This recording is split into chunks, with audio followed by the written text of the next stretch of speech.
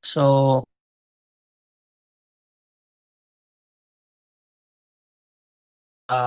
continue the answering our problems under same parent business combination under equity method. Okay, so for problem number 2, ganun pa rin yung question po natin, equity in net income, okay, of the subsidiary, okay, for 2023, the equity in net income of the subsidiary for 2025.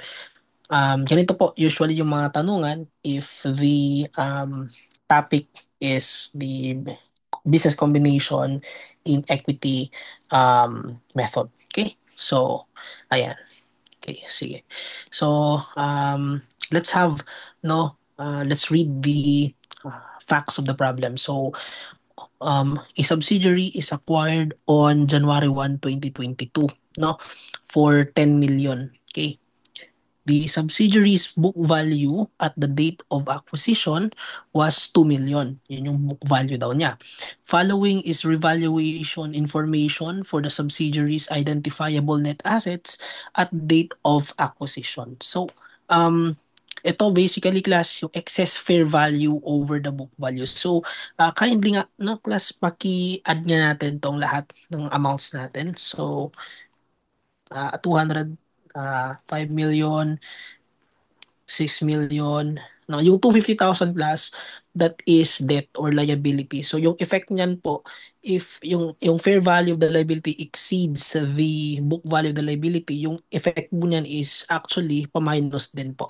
No? So ayan. So iti-treat natin siya as pa-reduce din sa book value ng equity. Okay? Ayan. Okay?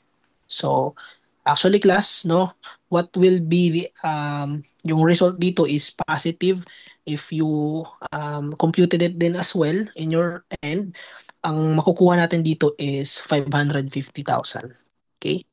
550,000. So, ito yung pang-adjust natin sa book value in order to convert the book value of the net assets of the subsidiary to its fair value. So, ito, the book value, okay, which is 2 million.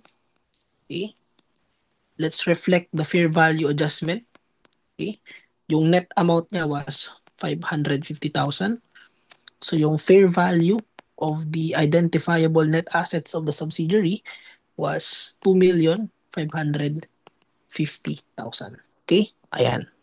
So, um, goodwill is recognized in the acquisition and became fully impaired during 2025. So, fully impaired siya on 2025. Okay? Sige. Alright. Okay. The subsidiary reported net income, okay, and dividends as follows. So, for our problem-solving purposes po, no, ang relevant years lang po dito sa atin is for 2023. Therefore, the 2023 net income and dividends.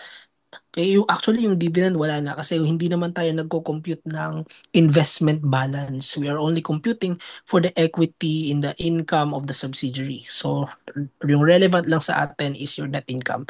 And for 2025 as well, no?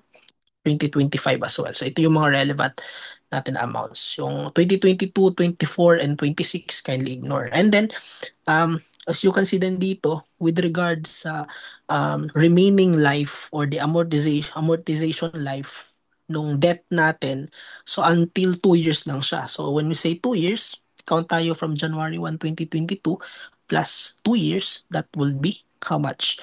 Or until, that will be until 2024. So by 2025, irrelevant na yung long-term debt, yung amortization ng ating long-term debt for 2025. Relevant lang siya for 2023 because natamaan naman siya. Okay? Sige.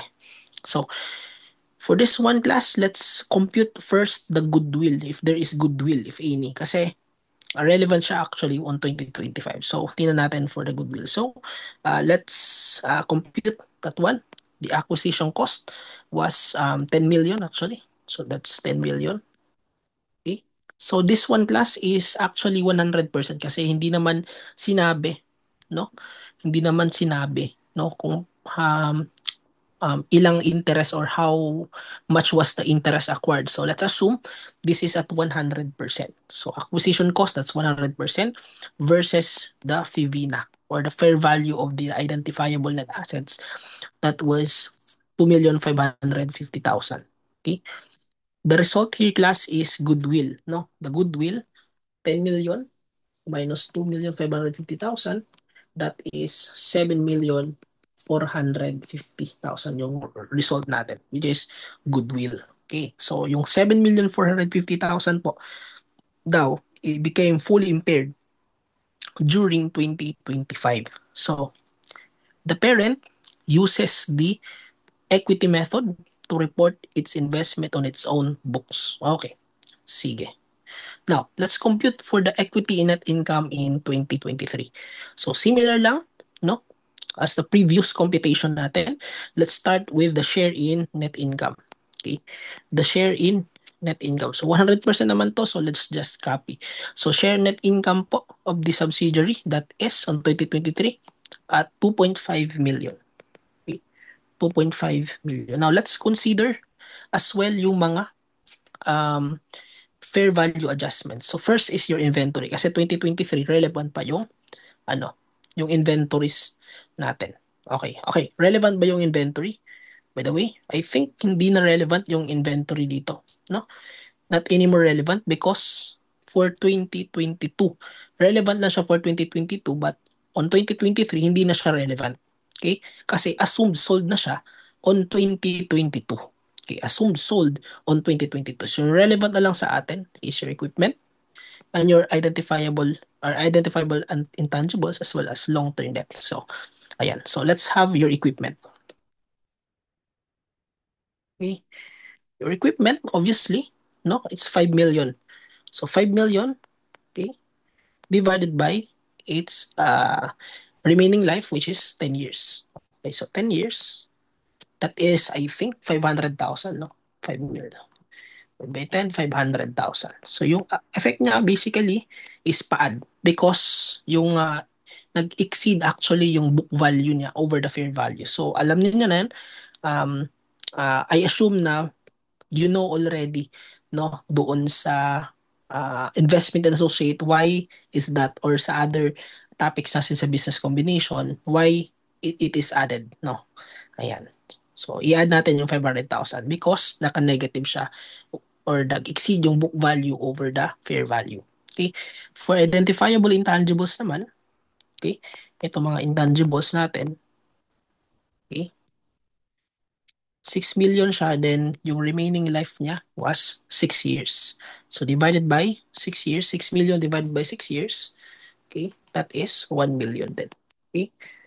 Ito naman is pa-minus naman yung treatment natin. Okay? Ayan. Right. And then for lastly, for the long-term debt naman natin, relevant pa actually kasi for 2 years siya, no? So, 250,000. So, for long-term debt, okay? Ayan, for long-term debt, um, for 2 years, that would be 250,000, okay, divided by 2. So that's 125. And actually, if naka-negative siya, that would be added. Yung effect niya is pad naman when we compute for the income. So later on, I will explain na lang why add, why deduct. Okay. So let's compute lang muna. Okay. So, other things to consider, meron pa bang i-consider? I think wala na, no? Since the impairment has occurred, no? During 2025 pa naman. So, this is already, no? Our equity in net income for 2023, no?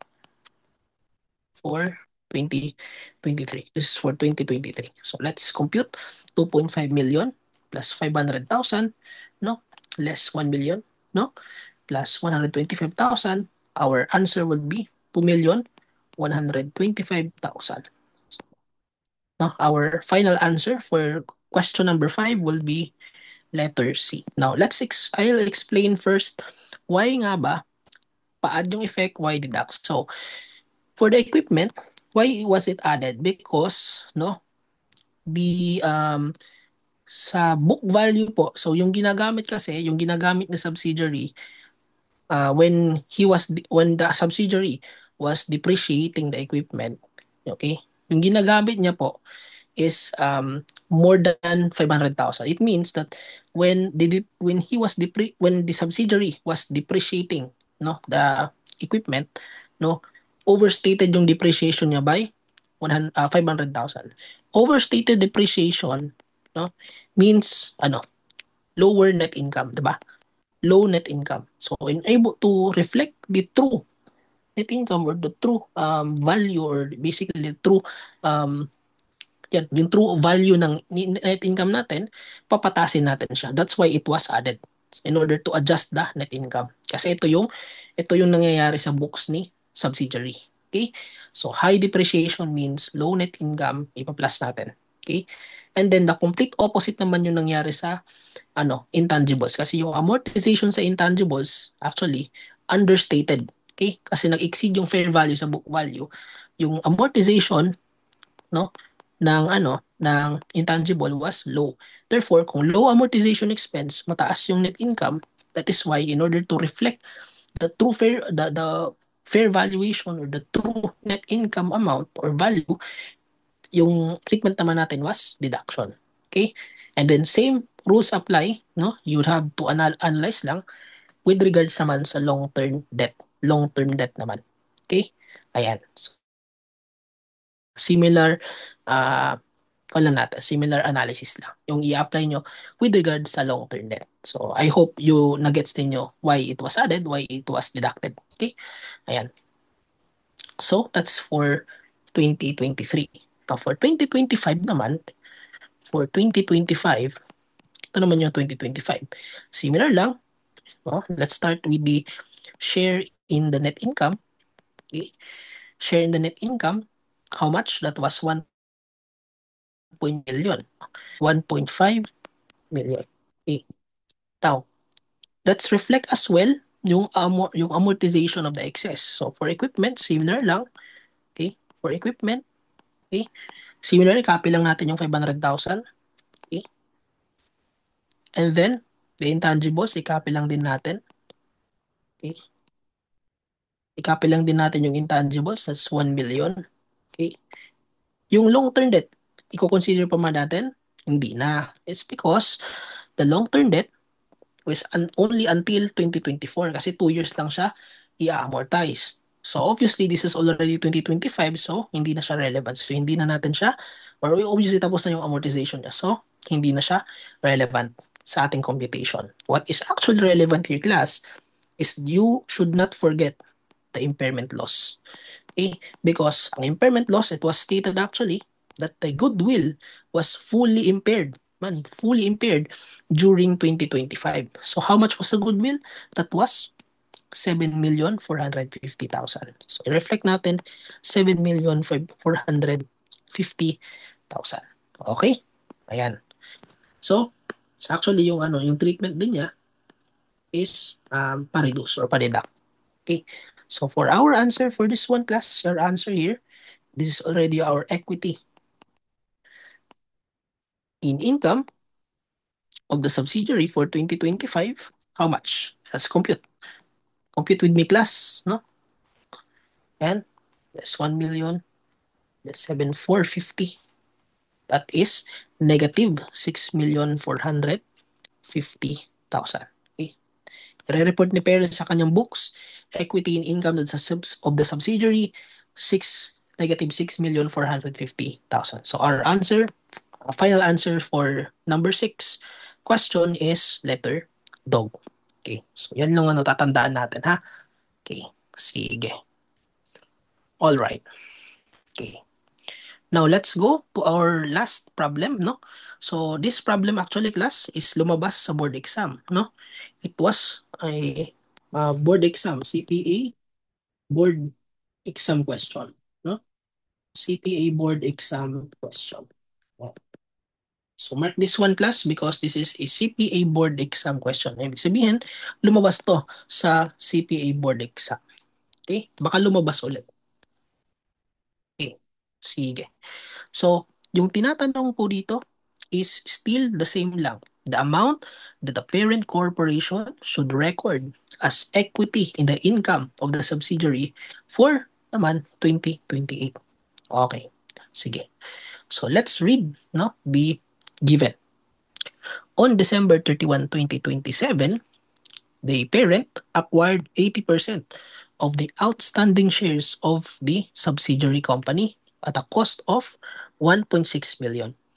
On that date, the subsidiary had 600,000 of the capital stock and 100 million of the retained earnings. So let's add this to nga class, no?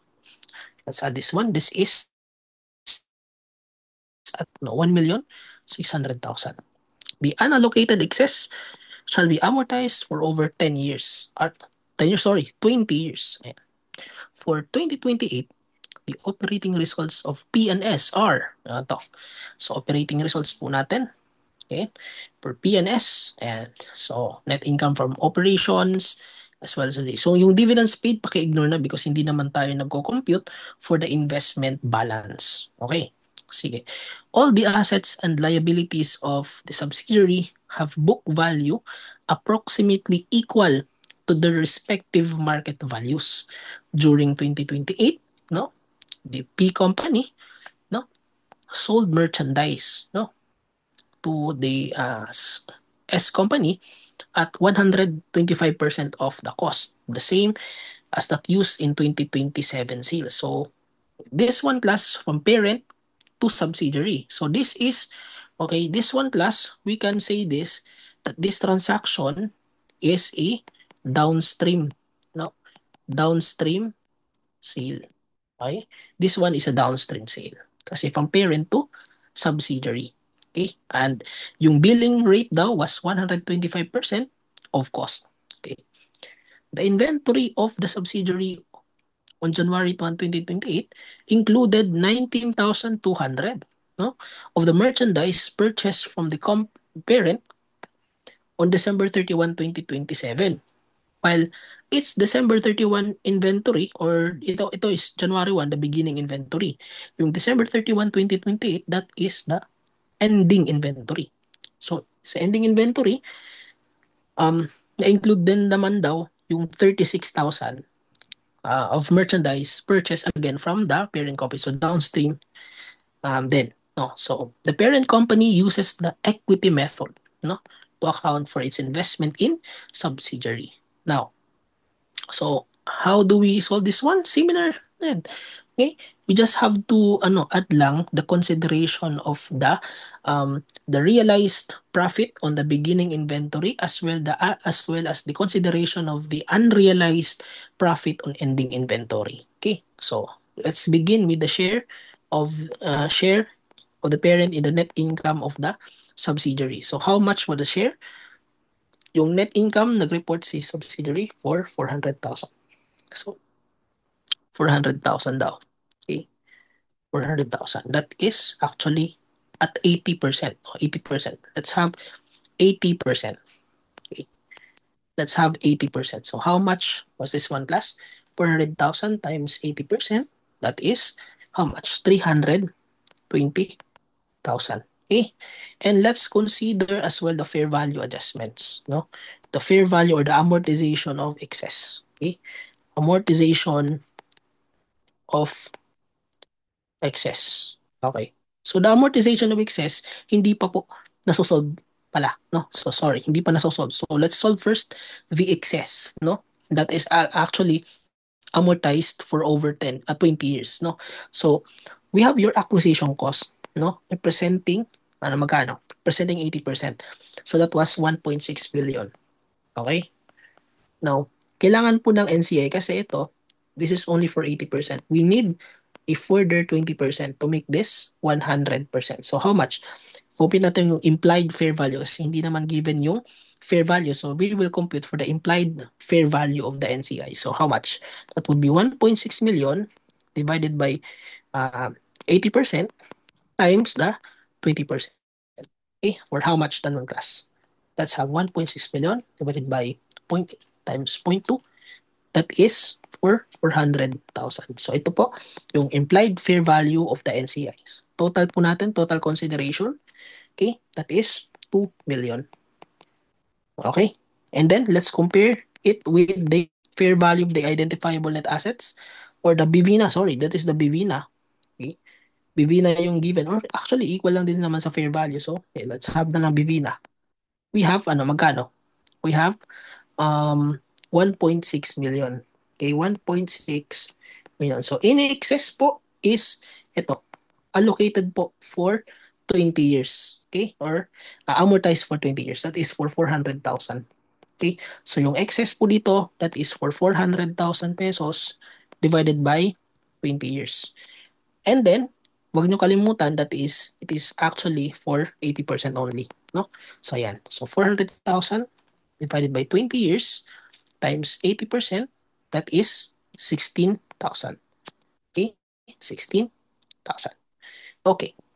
Now, next natin to consider class. No? Wala naman tayong impairment loss eh. So, next to consider natin is the accounting for the um, intercompany transaction, which is the downstream sale. So what will happen in your class is yung beginning inventory, we know na kapag yung beginning inventory masold yan, there arises at actually kung meron that is a result of the intercompany sale of inventory, there results a realized profit, no, on beginning inventory. Okay? Now, magkano po ba yung realized profit on beginning? Magkano yung beginning inventory that was 19,200? It was sold now in the current year. So 19,200. Okay. Now, we should lang, ito kasi is at selling price yan eh. At build price yan. So we need the relevant amount lang here po is the profit. So let's compute for its profit. So how much man sir? Yung shortcut lang obviously. 25 over 125. Okay? To get the profit. And then, okay, anong itatimes natin? 80% or 100%? That is the 100%. Now, don't forget na 100% po yan. Why? It's because downstream sale po yan, no? Parent. So, kapag si parent, hindi na po ina-allocate between the parent and the subsidiary. Okay? Full 100% sa parent lang. So, that is why 100%. Okay? Sa point of view ni parent yan. So, 19,200, okay, times 25 over 125, how much? 3,840. Okay? And based on our discussions, no, RPBI is an addition sa computation of the profit. No? So ayan. So yung RPBI po is an addition. Yung complete opposite naman po niya is the unrealized profit on ending inventory or the UPEI. Yung UPEI naman po is actually found in the ending inventory or is related to the ending inventory of an affiliated company, no, who purchased the inventory sold as an intercompany sale. In this case, that is the 36,000 of the merchandise. So magkano po 'yan? So similar po, no? We need to reflect first or to determine the unrealized profit. So same lang po. That's 36,000, no? Times 25 over 125. Now, ita-times din natin siya, no? Ano yung multiply natin? It's 80% or 100%? Syempre 100% because again, downstream sale pertains only to parent. That's why hindi po natin siya ina-allocate between parent and subsidiary. 100% sa parent lang. So that's why times 100%. And then because it is unrealized po, kasi yung RPBA realized, pa-add yung effect. Kapag unrealized, tatanggalin naman po natin siya. No, tatanggalin natin yung effect of the unrealized profit. That's why yung treatment dito is i-deduction. So how much will be deducted? 36,000 times 25 over 125. That is 7,200. Okay, any impairment loss if meron, i-consider natin. Now, if wala, this will be, I believe, the equity. If we total this up, we sum up this up, okay, this will be the equity in income of the subsidiary for 2028. Okay? Ayan. So, i-total nga natin class, pa-total nga, 320,000 less 16,000 plus 3,840 minus 7,200, that is 300,000, okay? 640. Okay? So, this will be our final answer Okay, for question number 7. So your answer po will be letter boy. Okay, so yan po. So take note lang po, no, of the format, of the concept, no. Relatively easy lang naman siya if we know the concept, if we know how to apply the concept to the problem. Okay, so thank you so much for watching, no. Stay tuned in kasi we will release free videos as well. Free educational videos so that uh, mas magets nyo yung business combination. Okay? Ayan. So, thank you so much. Bye-bye.